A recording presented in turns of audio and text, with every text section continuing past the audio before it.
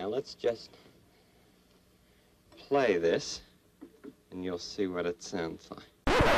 Okay, I'm going to get in trouble here, but it blows my mind that we have chief marketing officers of schools, VPs of marketing, that don't do social media. So, that's the end of that part. Hey, welcome to the Higher Ed Storytelling University podcast, a show where we bring together Marcom leaders from both inside and outside higher ed to give you fresh perspectives on successful organic content creation and strategy in higher education.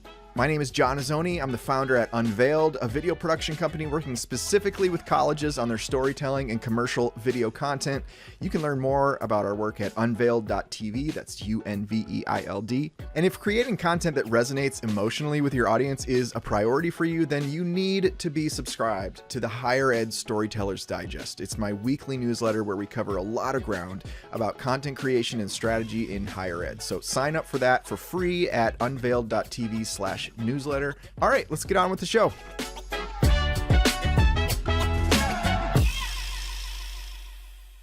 I'm going to introduce my guest today with a story which seems fitting for a storytelling podcast. So my daughter, Ellie, was 8, maybe around 8 at the time, and I went up in the hallway outside her bedroom. I could hear her iPad in her room, and she had her door closed. It's always a bad sign. I never like a closed door with my daughters. So I do what any, parent does that wants to just catch their kids and doing something. I just busted through the door, and she's in this contorted position on the floor. And I look on her screen, and there is Rob Clark and his kids from That Tall Family doing some challenge. She looks at me and she's like, I'm doing a TikTok challenge, Dad. It's nothing crazy. So yeah, I was like, hey, I know that guy. And she thought I was really cool for a few minutes there. So yeah, with that, I want to welcome Rob Clark to the show. And I also want to thank you, Rob, for giving me a little cool dad moment there. Well, that's what we're all trying to do, right? We just try to be the cool dad once in a while. Once in a while. Yeah. So disclaimer to listeners, we don't let our kids watch TikTok. I think she was on... We just call everything TikTok, anything that's a vertical video. I think she was on Shorts or something like that. And we also have since banned iPads in their rooms. So I recommend those two things for kids. Unless you're watching That Tall Family. It's all very wholesome stuff. So you were on the podcast a couple years ago. So you are now you've reached frequent flyer status with the Higher Ed Storytelling University podcast. So just give us a brief primer for people who didn't listen to that episode, who you are, what you do, and we're going to talk about your book. So I want to hear about, kind of your journey to writing a book. Yeah, for sure. So I think why it matters to the people that are listening to this podcast, about 4 years ago, a little over 4 years ago, we decided to start a family brand on TikTok and Instagram and Facebook, and since then into YouTube as well. Centered around just our family life. It came out of the necessity. I actually was working at a college at the time in Michigan, but that was like, if anyone remembers a few years ago, the world kind of shut down and some states were worse than others. And so Michigan wasn't a great place. We just moved there a few months prior. And what happened was that the schools were shut down, restaurants were shut down, and it was just not a good place for us to be. No one was out and about. So moving to Michigan at that time was tough because we weren't meeting friends, we weren't meeting people. We couldn't even, church wasn't really happening like normal. And so all that to say, we decided, well, what if we quit our job? I were to quit my job, we'll sell our house and we'll move down south. So at least the kids could be at school. Then we could have a little bit more of a normal life. It was just a different situation. So the only problem was I didn't have a job lined up. And so we moved south of Atlanta, and that is when we decided to start this idea of a family brand. And the whole idea was like, let's go for 3-6 months, maybe a year. And then during that time, the exposure would then lead me to some connections, would lead me to a job. And that was really the big idea. But it took off. It ended up becoming our main thing. But to come full circle, when we were in Atlanta, and Atlanta's an amazing city, but at the same time, it isn't crazy. Everybody was moving there.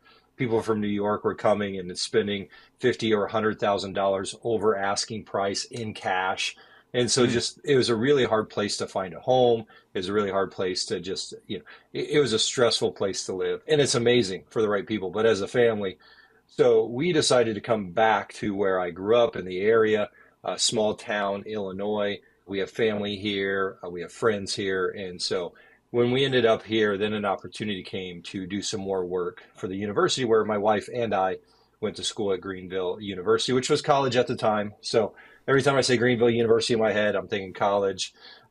But anyway, long story short, and so doing some social media with the school, and I've had, I think, 4 different jobs now in the last 2 years with the school. And so now helping with some of the marketing inside of athletics at the current moment, and still doing our own thing with social media. And so I do have my toes dipped in the higher ed world.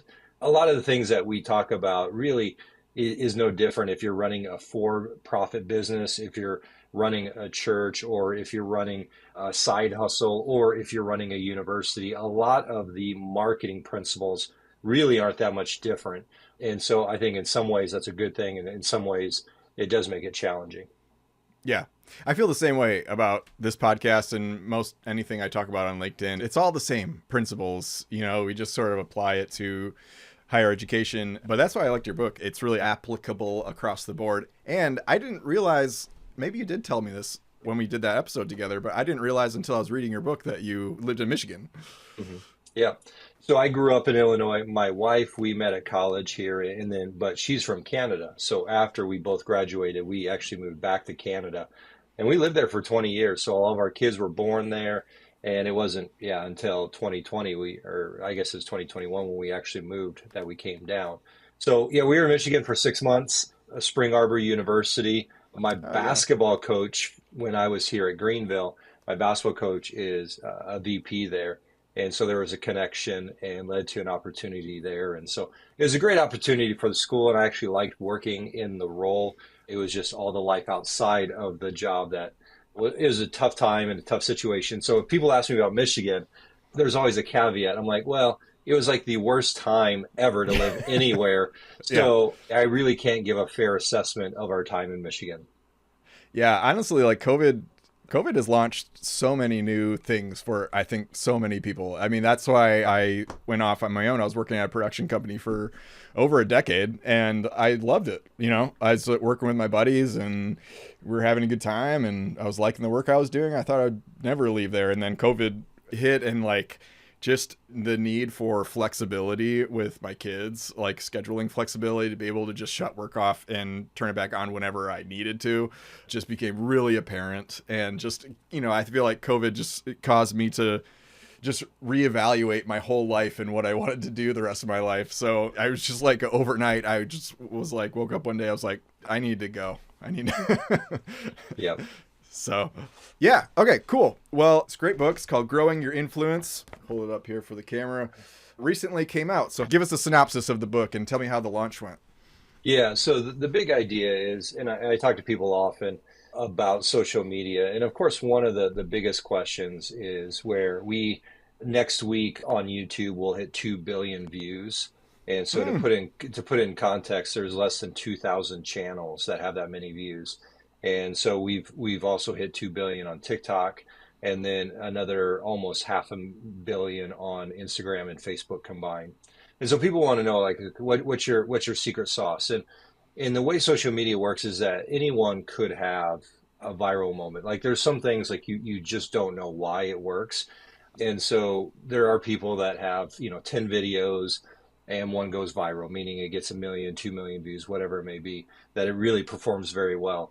But what we found is that we have over 2,000 videos that we put out now. And so there is a consistency where we have every single week we're having a video go to 1 million plus. And so what we found is that there is a mix, meaning that there is a little bit of skill, meaning that you have to tell a story. There's a little bit about all the things that the platform wants you to do, how important the first couple seconds are, using the right music, using even the right format, where as I look at higher ed, there are so many videos, and I know this is the work that you do, is that there's beautiful videos that are shot in horizontal format, and those are amazing for YouTube. Those are amazing for presentations. But for social media, for vertical videos, they're not great. And so a lot of people will have a very nice video and they just want to post it as is. Well, the platform is not going to push that out. And so, No. because it's not the right thing for the right place. And so there's little things like that. And vice versa. Like, and so it's not either or, it's both and, but it's putting the right product in the right place at the right time, with the right music. And so there is a science to that. And so people often ask me, like, what can I do to get my videos to be seen? And that's the whole point, is that you may not ever have a video go viral, meaning millions of views.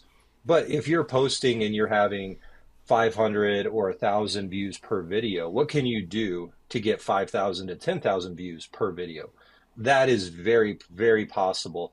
And so, in a lot of times, it's the small things that you can do to make that happen. And so that was the big idea behind the book. As I talk with people about what they need to do differently, I just realized, like, I got this information. How can I package it in such a way that if someone does want to get better, then it's an easy resource. And I love this. I love talking about social media. It's like anyone. It's like you love talking about your kids, you love talking about your hobbies, and so the things that you care about. Having said that, obviously there's only so many conversations you can have. There's only so many podcasts, that you can host, John. And so the idea behind the book was it was an opportunity for people that wanted to go a bit deeper. And of course, anything in the book, you could find it easily on the internet, but it's like, where do you look? Where do you start? What works? What doesn't? So for us, we wanted to come from a place like, listen, this is what we've done for the last 4 years, and it's worked very well. And so it's one of those things where every caveat in the book is that, the results aren't going to be the same for everybody. I think if someone took my playbook, they could actually do better than we have. And of course, some people won't do as well because there's a lot of variables. But this playbook will actually get you to be efficient in doing social media, giving you the best chance to be seen by many more people. Yeah, absolutely. Have you ever had to manage the creation of a video before with an outside vendor? Let me guess how this went for you, and you can tell me if I'm right or wrong. You found a video vendor whose work you liked. They quoted you a bunch of money to make this video, and then you had to do all the grunt work to make this thing happen. You had to make sure that everyone that was going to be in the video was going to be available on the same day. You sent out some date options. Only 2 of the 3 people were available, so you had to send out a whole new set of date options and times to try and get alignment. Then you had to secure locations to film. You had to get permission from certain professors to film in their classroom, and you had to do all this stuff that was just not in your job description when you took on your Marcom role. If even half of those details are true for you, it shouldn't be this way. You're not a video producer. A producer's job is to lead logistically. Unfortunately, a lot of videographers are just going to show up with cameras and expect you to do the rest. And at Unveiled, we hate that for you. So if the idea of working with an outside vendor on a big logistical undertaking like a commercial or a year's worth of ongoing storytelling content sounds like a pain in the butt, reach out to me and let's make it not that way. Head over to unveiled.tv and book a call with me. Unveiled is spelled Unveiled. Okay, back to the show.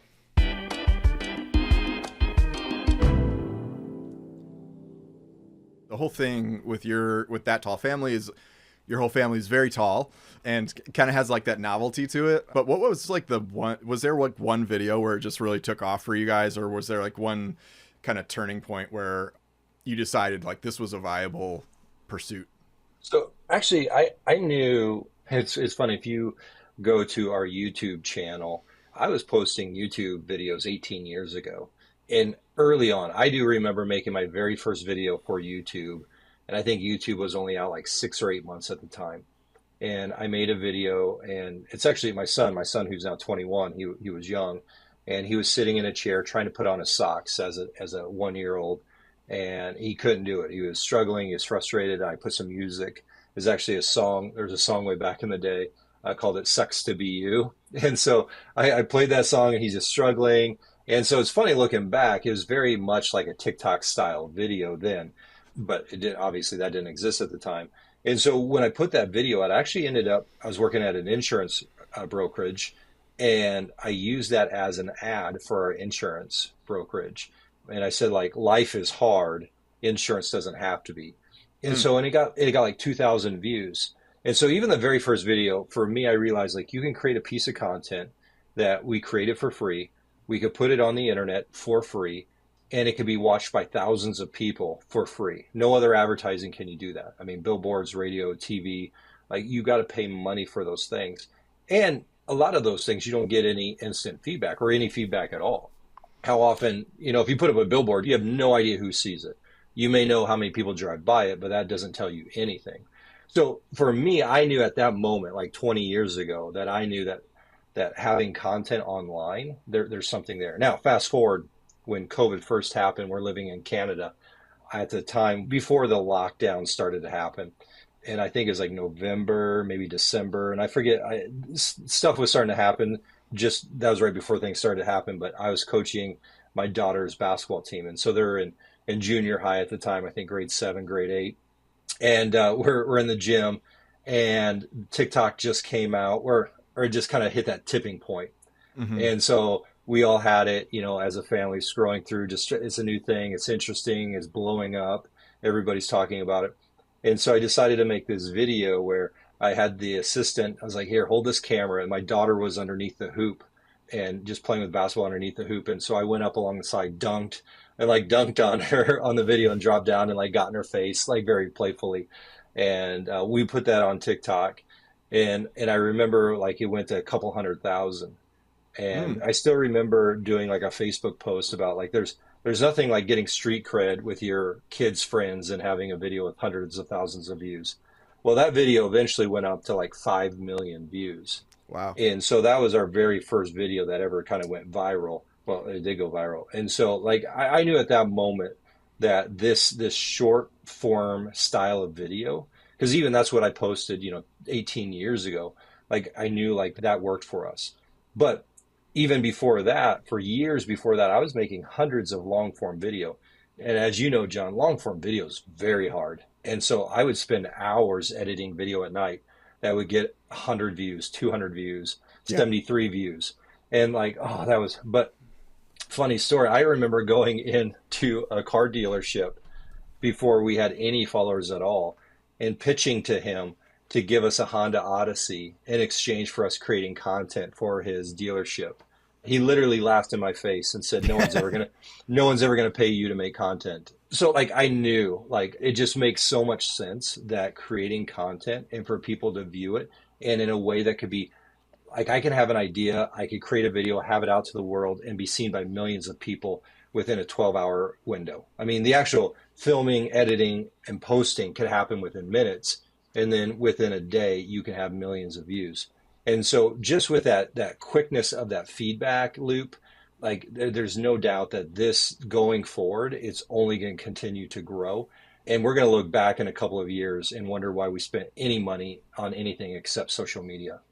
For sure. Yeah. I think it's such a great awareness tool. And I actually like, we do mostly, I would say, to be transparent, we do mostly like mid and bottom funnel type content for clients. We have started like experimenting with like, okay, while we're doing that stuff, this is probably only going to be relevant to someone that's already considering the school, seeing someone's story in the engineering program or something like that. What can we do that's more top of funnel that could maybe get some legs in a vertical format? It's a little more topical, And so that's one thing I've just learned is that like so much of that virality is great at the top of the funnel. And then it's such a good pairing with the longer form stuff once they're ready for it. But like, I'm the first to admit, I'm like, I don't know that like hundreds of people are going to watch this video that I'm making. But, even if like 50 of the right people watch it in the right context, I mean, they got to like pay attention, Yeah, you're exactly right. It's both and. And so where the idea that a lot of times in marketing and definitely in higher ed, and I know you hear this all the time, it's like, well, we just want one really, really good piece. Yeah. And like, well, it doesn't work that way. And at the same time, if you decide to just go, we want to go super wide and never go, a mile wide and an inch deep, that's not helpful either. Right. And so it's a both and. And so the beauty is with social media, you can do the wide. If you know what you're doing, you can do it fairly affordable and fairly quickly. But it does give you that awareness that then allows you to go deeper. But if they don't know about you, you see that all the time. You can make the best video in the world, but if no one sees it, then it doesn't matter. And Yeah. so whether we like it or not, the reality is that we live in a place where people don't sit down and start watching an 8-minute video. That rarely happens. They Yeah. usually start with a 15-second video. Or I mean, much less even like a 30 second. No one goes out of their way to watch a commercial, you know, or a Yeah, marketing video. No one's like, yeah. man, I can't wait to get home from work so I can sit down with pretzels and a beer and watch college marketing videos. No, not at all. Unless, actually, funny that you say that, because last night my wife and I, we decided, like, because we're a basketball family, and so we decided, like, okay, when we watch the basketball game, let's actually watch the commercials, because we are just kind of curious, like, because you're right, like, outside of Super Bowl, when's the last time I was like, I want to watch a commercial? But I was just kind of interested and I don't know, I'm not deep in that world, but it's interesting. A lot of the commercials had like A-list and B-list celebrities. And it's like, man, they must be paying a lot of Super money. expensive. Yeah. And so it's like these are celebrities, and they're getting paid at least a million, probably more for these commercials. And then they got to shoot them and they got to put them on TV. And so at the end of the day, you're probably paying 10, 20, $50 million to be putting these commercials out for exposure. And if you did social media right, like it's not even close. For a fraction of the cost, you could reach more people. Yeah. So I want to take us into your book. Like, what's one or two spots in the book that you want people to like really pay attention to? Like earmark this, come back to it, underline it. Like, what's kind of like some of the really main Yeah. content there? So I think, as they get into the book, some of it starts off just as awareness. And I think if for higher ed, if we started there, because, and that's sometimes you got to put in the book, where I think if we take a step back from our jobs, whatever our jobs may be, and just think about how the world operates, then none of this is surprising. It feels like common sense. It's like, yeah, no one's going to go watch commercials, but what do? You go anywhere and people have their phones with them. They're always like, if someone leaves the house without their phone, they're going to go back to the house and get it. It's just the world that we live in. So the book starts with pointing out some of those things where we got to realize, like, the world we live in, that we could get in front with our message. If we believe in our message, we could put that message in front of the world at any given moment, instead of trying to say, like, okay, only in these certain times. And this idea, like, they got to be in the right place at the right time, they got to be in the right mood. Like, there's just too many variables, instead of like, let's put them wherever we can. And one of the things that I talk about that I think in higher ed we need to consider more is the quantity leads to quality. Mm-hmm. Meaning that sometimes we'll spend, tens of thousands of dollars for these high-end videos, but we have no thought process of how to get people to watch those videos. And they're great, and that is going deep, and you need that. But if we don't think about how do we get people there in the first place, then I think we're wasting money. And that's where social media could come in, that we can drive people. And of course, so if we reach 100,000 people, only 10,000, 20,000 may get to the longer thing, but opposed to only a handful. So there's little things like that, practicality, where I talk about like quantity. And another thing was, like, we don't know exactly what people want to see. And actually, Right. thinking about higher ed, there's this, and I may get the story wrong, and you may know the story. There was a university at one point, and I think it was up north somewhere, where when they built a new building, they actually didn't put sidewalks in. They went a year or Yeah. two. You familiar with the story? And I then can't they, remember where I heard it, but yeah, I've heard yeah. it. And so they would see where the students walked, and then they wore a path, and then they put the sidewalks where the students were going. And I think that's real, but I think it's also a perfect analogy of how we need to think. And so instead of trying to say, well, this is how you need to think, and this is how you need to consume our content, and this is how you, so we need to go to the people and be like, no, like, how do you consume content? How do we put our message where you're at already? And so I think the book talks a lot about that. And so one of the stories that I tell is that and this happens if you create social media at all, where you will make a video and you think it's going to be amazing. It's like, this is amazing. It's going to crush. People are going to love it. And Yeah. it doesn't. Now, the vice versa happens. There was a time, and I tell the story in the book, about how we did a video just because it's like, we know that we have to get the quantity out. So we need to make videos. And we did this idea. I didn't think it was very good. I don't think, like, it just didn't feel great to me. I was like, whatever, but we got to put it out anyway. it ended up having 225 million views on YouTube. It's Jeez. our best video of all time on YouTube. And I didn't think it was going to do that well. And so that just shows you that we don't always get to decide what the people want. So in a college, there's so many things. Like in higher ed, there's all these different programs, there's the different sports, there's the different clubs, there's just a culture of the town or the city that you have your school in. There's so many things, and students choose schools for all those things. Sometimes there are, the one-offs, like I'm only going here to play basketball, or I'm only going here to take pre-med. But the vast majority take a lot of different factors into consideration. And I think that's where we need to think about quantity. Our colleges and our universities, we have to have social media that touches all those things, because all those things are how students choose which school to go to.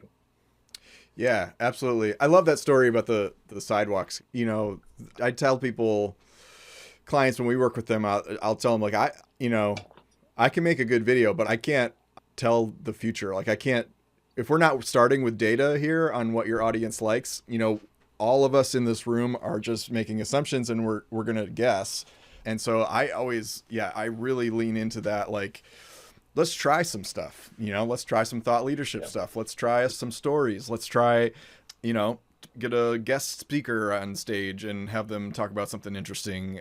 It really, like, you just don't know what's going to work. And that's where sometimes I get, a little bit cautious. It's like, we're going to put like all these, like, we're $100,000 into this one video, and I'm like, you should have a video. Like, you should have one video that you feel is really captures the spirit of your brand, and you're going to blast it out. You're going to put paid ads behind it. And so it's not really about, like, you're going to control who watches it, just like a commercial, on TV or something like that. So I think that schools should have that. But I think, that's why, like, I'm really big on just, like, helping schools get, like, more of a quantity of content, still quality, but really balancing that, like, hey, let's not, like, belabor this one video. Let's just get it out there, Yeah, and there is a line, and that's where we always have to figure out, there is as our kids would say, cringe, right? So we got to be above cringe, but at the same time, if we're at a 70%,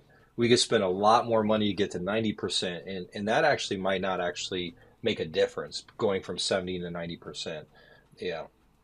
Yeah. So one of the questions that I get often is, like, how do colleges and universities stay on top of trends? And you have a part in your book about, like, the pitfall of chasing trends. So tell me about that. Yeah, so it seems like most people doing social media, including higher ed, they fall in one of two categories. It's either never go to trends or always go to trends. And so, like most things in life, it's a both and. And so the idea is that we want to use trends because they're a trend for a reason, but not to chase them and only do trends. Because what happens when you only do that, then you don't actually build your own brand. Now, it could be helpful because if you jump on the right trend, you could go viral, you're going to pick up some people, you're going to learn a few things. But if that's all that you do, then you're not building your brand. And so, but when you're building your brand, you got to also be aware of culture and where things are at. And that's the beauty of social media, is that I think we could blend those two. But part of that too is getting back to what you were talking about, that we can't predict the future. And this is one of the things that social media does that no other marketing can do, at least at this speed and at this scale, is that right now, social media, the term organic basically means free, that you could put a piece of content out there for free and see how it performs. And so no other media can do that. Like we've already talked about, radio, TV, billboards, you got to pay and you have no idea if it's going to perform well or not. But with social media, you can actually put out a bunch of content, different styles, and you can see, because what's going to happen is you're going to have 3,000, 5,000, 7,000, 3,000, 8,000, 63, and all of a sudden 52,000 views. And you can take a look at, like, why did that video of 52,000 views do so much better than everything else? And what you can do is then take that piece of content and then put paid media behind it, meaning you could then turn that piece of content into your ad.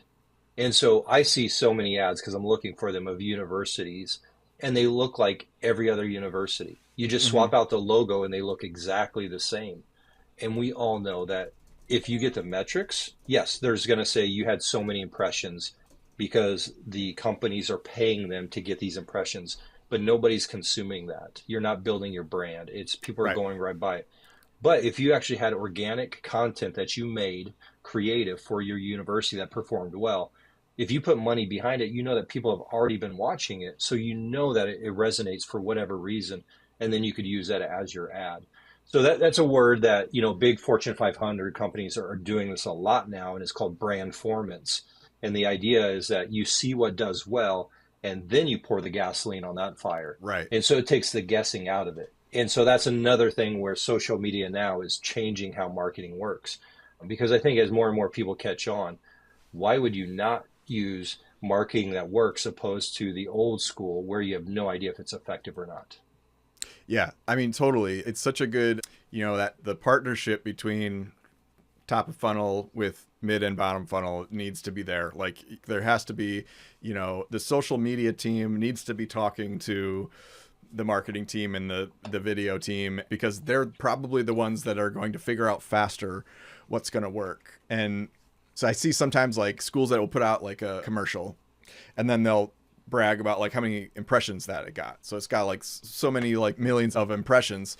And I'm kind of like, that tells you nothing. I mean, of course you got the impressions. It was on Hulu and people had no choice but to watch it.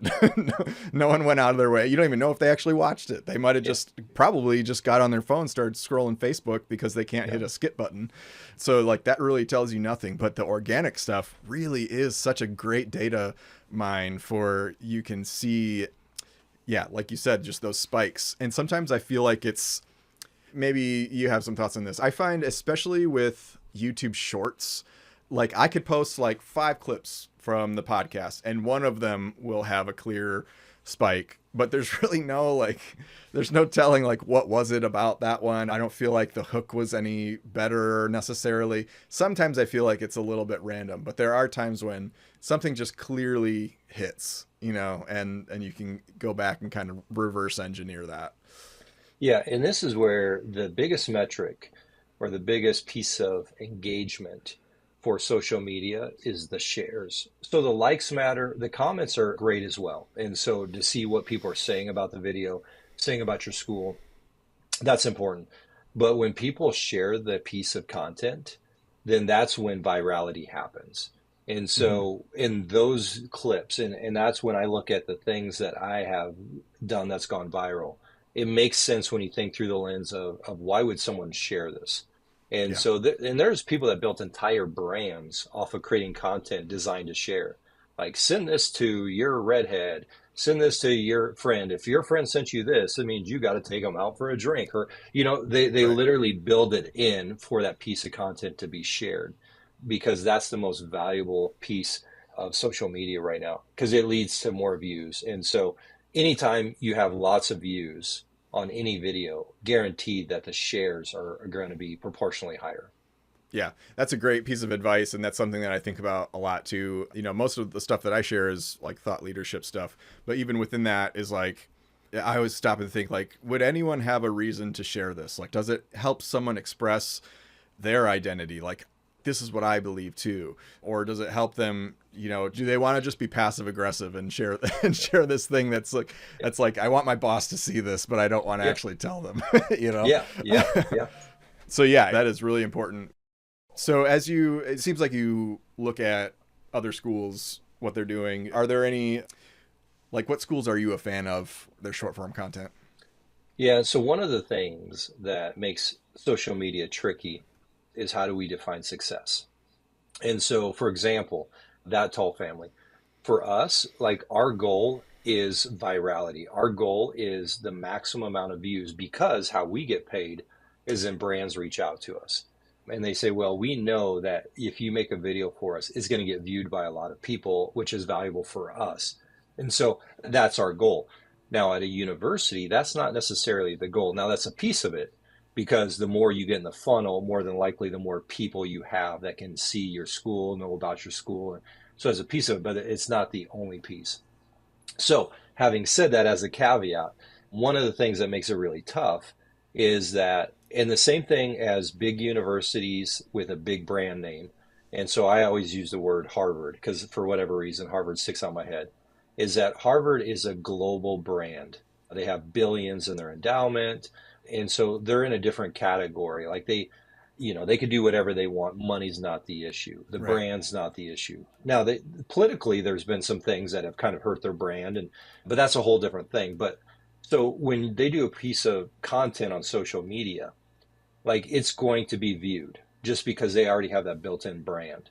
The same thing with professional sports teams. I would say that most professional sports teams, there are exceptions, but most of them aren't very good at social media at all. But because they're already a professional sports team and they got a fan base, it looks like their social media does well. They got lots of followers, they get lots of views.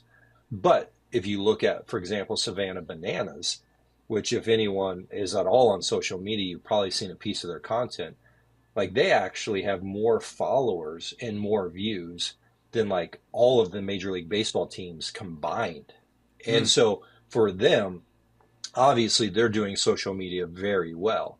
And so, but it's built into their product. It's a piece of, they are a marketing media company that also plays baseball. And I think the way Jesse, the owner, describes it is that they're in entertainment, they're entertainers. And so, of course, that's a piece of it.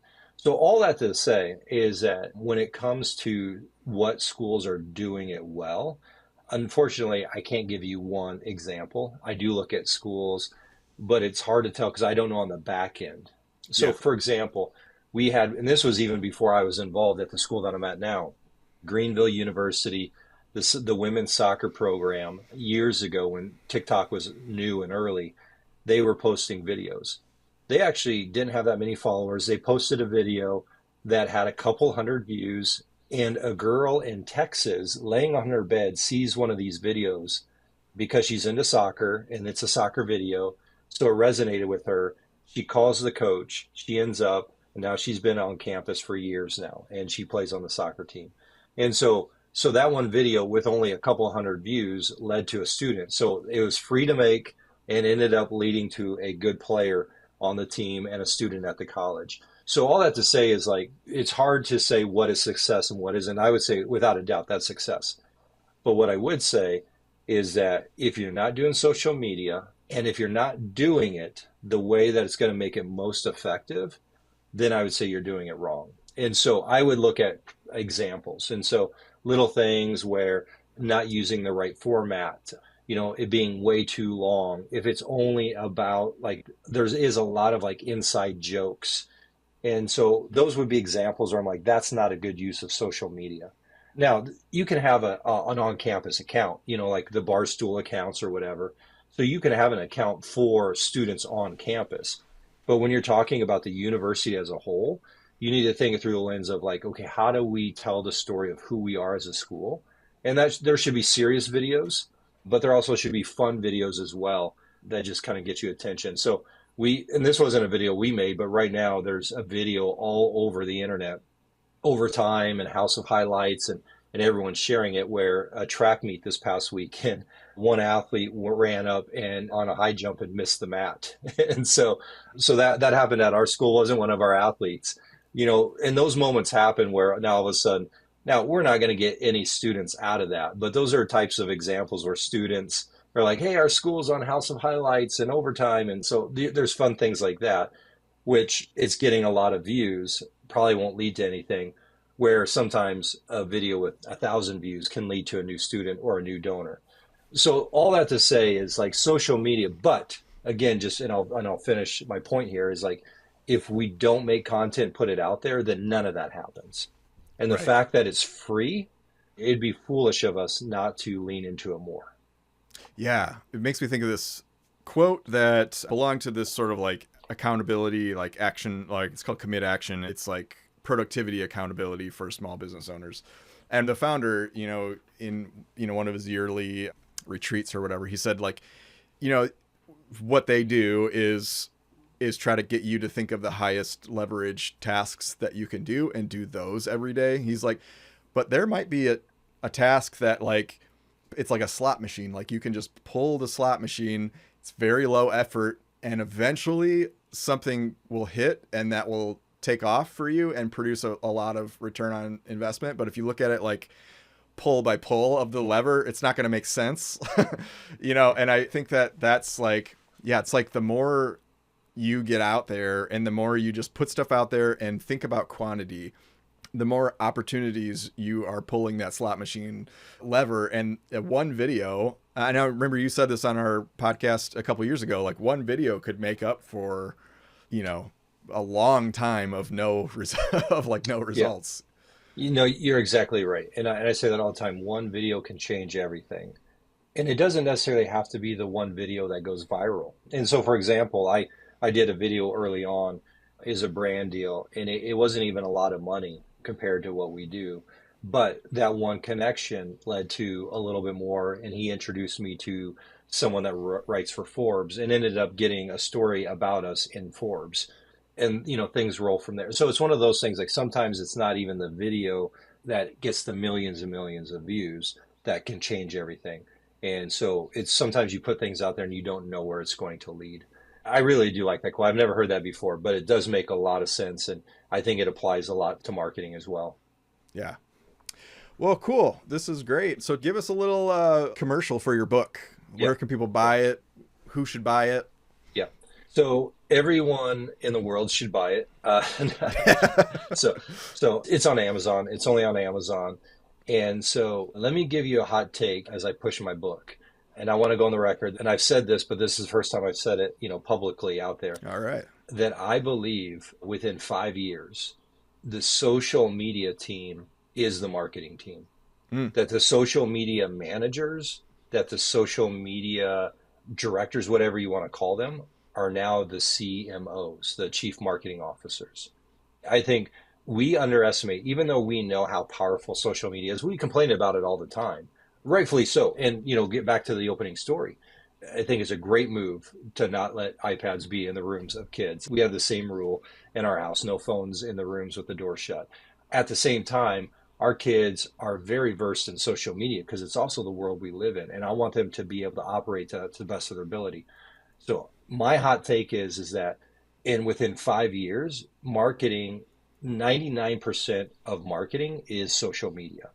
Because the writing's already on the wall. It's already happening. If you look at what Fortune 500 companies are doing, because they have all the research and all the money and all the data, that's where they're at. And that's where they're going even quicker right now. So schools, unfortunately, all schools, as an industry, higher ed as an industry, unfortunately, many times we have been too slow to the party. And so I would say if you're listening to this podcast, more than likely you're in higher ed, that you could get this book and it's going to tell you how to be effective. I would say read the first 3 chapters. And then if you have any questions, what I do is in the back of the book, I actually have my cell phone number. And I tell people, if you want to call or text, I will answer any question you have about social media. Now, there's a lot of experts out there that actually aren't even like, okay, I'm going to get in trouble here, but it blows my mind that we have chief marketing officers of schools, VPs of marketing that don't do social media. Like they don't have social media. And to me, that's crazy. That would be like me in charge of biology and say, okay, Rob, like you barely passed biology in high school. We want you to go run the biology department and try to get more kids into pre-med. Like it's just mind blowing to me. Anyway, that's my hot take. But there's nothing on this planet that can get your message out to the world quicker, faster, more efficient, and for free than social media. So why wouldn't you want to use that tool to the best of your advantage? And so there's a lot of people that do social media. What my book tells you is how to do it to the best of your ability. That doesn't mean you're going to be a superstar. You don't have to dance on TikTok. But if you have a message and you want to get to the world, my book is a playbook. Again, you can find it anywhere out there on the internet if you knew where to search, but I packaged it. It's super easy. The only problem with social media, like there's a lot that changes so fast. And so already it's like, oh, there's like 3 things I want in the book, like right now that have changed in the last 3 months. But I guess that'll have to be book number 2. Yeah. Maybe someday there'll be some AI where like books in print will just update themselves or something like that. Actually, you're probably right. Well, awesome, dude. Even just the last 3 minutes of this episode has been some of my favorite sound bites. Do I have your permission to clip the You- CMO thing? You could, of course. No, Okay. I kind of I jokingly say I'm going to get in trouble. I mean, what I actually do, and I do say it to people all the time because I want to be on the record as being correct. It's like, hey, Yeah. remember when Rob said this? So I want to put stuff out there. So I would love for you to put it out on social. So in 3 years, I can go back and be like, hey, I was talking to John about this. You should have listened to me then. Yeah, totally. All right, man. Super great having you again. Yeah, it's good to you're connect, welcome John. anytime. And thanks. Okay. Thanks, John. We'll talk later. Hey, thanks so much for listening. 3 things I want to invite you to before you go. Number 1, if you want to know what's working right now in higher ed video, like what videos are getting tons of views, likes, comments, all that, you can get ungated access to our report, aptly named What's Working in Higher Ed Video, a comprehensive guide for higher ed Marcom leaders and content creators. So check it out at unveiled.tv/higheredvideo, and you might want to bookmark it because it's designed to be a resource for you that you can keep referring back to for inspiration. Number 2, reminder to sign up for my free newsletter all about content creation and strategy at unveiled.tv/newsletter. And number 3, follow me on LinkedIn. If you're searching for me, my name is John Azzoni. It's spelled JohnAzoni. I'm on there all day, every day, for better or for worse, posting regular content and engaging with folks like you. So I'd love to connect with you on there. And with that, we'll catch you on the next episode of the Higher Ed Storytelling University podcast. And as always, I am cheering you on. Okay, bye.